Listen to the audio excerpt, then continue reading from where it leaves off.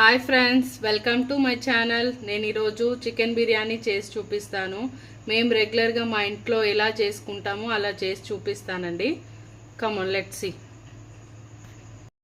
Hi friends, welcome to my channel. నేను ఈరోజు chicken biryani చేసి చూపిస్తాను. మా ఇంట్లో మేము రెగ్యులర్గా ఎలా చేసుకుంటామో అలా చేసి చూపిస్తాను. రండి ఫ్రెండ్స్, కావాల్సిన ఇంగ్రీడియంట్స్ చూపిస్తాను. ఓకే ఫ్రెండ్స్, ఇదైతే చికెన్ మంచిగా వాష్ చేసి పెట్టేసుకున్నాను. ఇదైతే 1/2 kg చికెన్ అండి. ఇట్లా పెద్ద పెద్ద ముక్కలు కొట్టించుకోవాలా చికెన్కి. మనం రెగ్యులర్గా కర్రీ చేసుకోవడానికి కొట్టించినట్టు కొట్టిస్తే బాగుండదు అనమాట. చికెన్ ఇలా పెద్దగా ఉంటేనే తినేటప్పుడు చికెన్ బిర్యానీలో బాగుంటుంది. ఈ ఫ్రెండ్స్, ఇదైతే కొంచెం ఇంత పెద్ద గ్లాస్తోని 3 glasses అండి రైస్. ఇది బాస్మతి రైస్ అండి. కొంచెం బాగా నానబెట్టుకోవాలి, వాష్ చేసుకొని మంచిగా నీట్గా నానబెట్టుకోవాలి. ఇవి మీ అందరికీ తెలుసు కదా ఫ్రెండ్స్, ఫ్రైడ్ ఆనియన్స్. ఓకేనా? ఇదిగోండి అన్ని మసాలా దినుసులు అండ్ బటర్. ఇక్కడ వచ్చేసి ఆనియన్ అండ్ కొత్తిమీర, కరివేపాకు అన్నీ ఇందులో కోసానండి. ఇందులోనే ఉన్నాయి. ఇట్లా సన్నగా తురుముకోవాలా. పదండి ఫ్రెండ్స్, ఇక ఎలా చేయాలో చూద్దాం. ఫ్రెండ్స్, ఇప్పుడైతే ఫస్ట్ రైస్ ఉడకబెట్టుకుందాం. తగినన్ని వాటర్ పోసుకొని ఈ వాటర్లో కొంచెం సాల్ట్,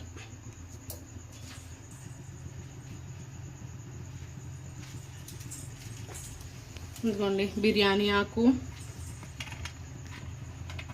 చెక్క, ఇలాచి, లవంగా,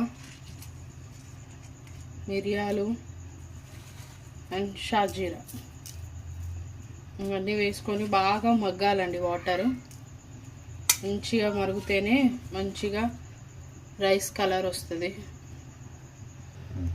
ఫ్రెండ్స్, వాటర్ మగ్గేంత వరకు కొంచెం సేపు మూత పెట్టేసుకుందాం. బాండి పెట్టుకొని ఇప్పుడు చికెన్ ఎలా చేయాలో చూద్దాం.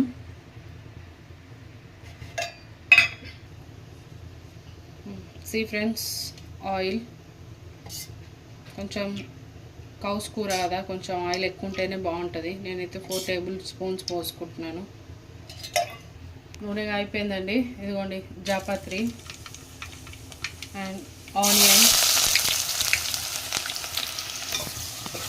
మంచిగా కలిపేసుకోండి. ఇలా కొంచెం ఆనియన్స్ ఉడికేంత వరకు కొంచెం పెద్దగానే పెట్టుకోండి పొయ్యి. ఫ్రెండ్స్, ఇట్లా ఉల్లిగడ్డలు ఉడుకుతున్నాయి కదా, అప్పుడే ఇదిగోండి పుదీనా వేసేసుకోవాలా. వేసుకొని కొంచెం మంచిగా కలిపేసుకోండి.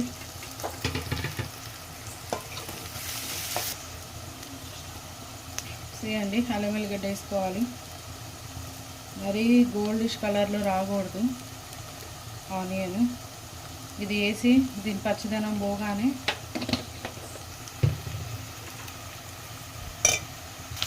ఫ్రెండ్స్, అల్లం వెల్లిగడ్డ పచ్చి వాసన పోయింది. మనం ఇప్పుడు పసుపు వేసేసుకుందాం.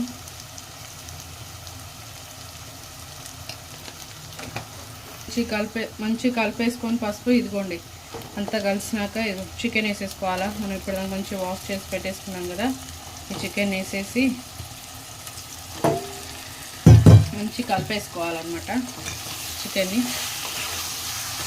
మంచిగా అంతా ముక్కలకు పట్టేలాగా మంచిగా కలుపుకోవాలండి నీట్గా.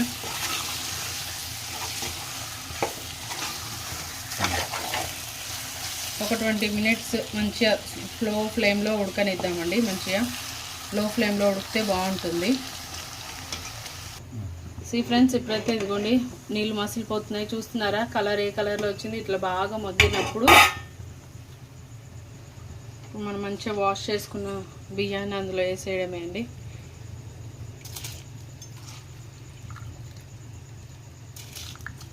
ఫ్రెండ్స్, ఇప్పుడు రైస్ వేసేసుకున్నాం కదా, మంచిగా కొంచెం సేపు మంచిగా మగ్గనివ్వాలా. చూసారా ఏ కలర్కి వచ్చాయి? మంచిగా వాటర్ మసిలితే మంచిగా ఇట్లా మంచి స్మెల్ కూడా వస్తుంది అనమాట.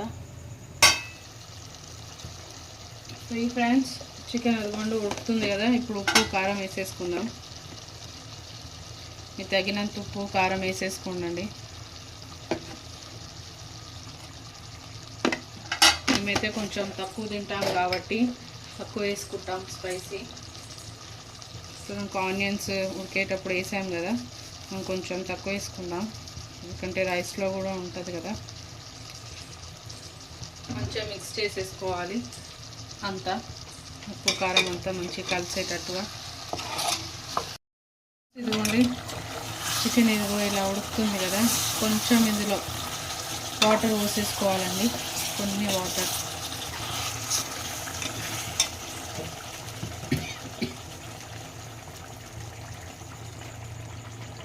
ఫ్రెండ్స్ ఇదిగోండి చాలు ఈ వాటర్, కొంచెం గ్రేవీ కోసం. నేను చెప్పాను కదా మా ఇంట్లో మా స్టైల్లా చేసుకున్నామని, అందుకని కొంచెం వాటర్ పోసేసాను. ఫ్రెండ్స్ ఇట్లా ఉడుకుతుంది కదా, ఇప్పుడు కరివేపాకు వేసుకోవాలి. ఇట్లా వేసుకుంటే చికెన్లో తాలింపులు వేసుకోవద్దు, చికెన్లో ఇట్లా వేసుకోవాలా బాగుంటుంది. ఫ్రెండ్స్ కూర ఉడికిపోయింది, ఇంకా మనం ఇప్పుడు రైస్ చూద్దాం, రైస్ ఉడికిందని. ఇదిగోండి రైస్ అయితే ఉడికిపోయింది, ఇలా పూలు పూలు ఉండాలి, మరీ మెత్తగా కావద్దు, మరీ పలుకు పలుకు ఉండొద్దు, నార్మల్గా ఉండాలి, చాలు ఇంతవరకు. ఓకేనా, ఇప్పుడు మనం మిక్స్ చేసేసుకుందాం.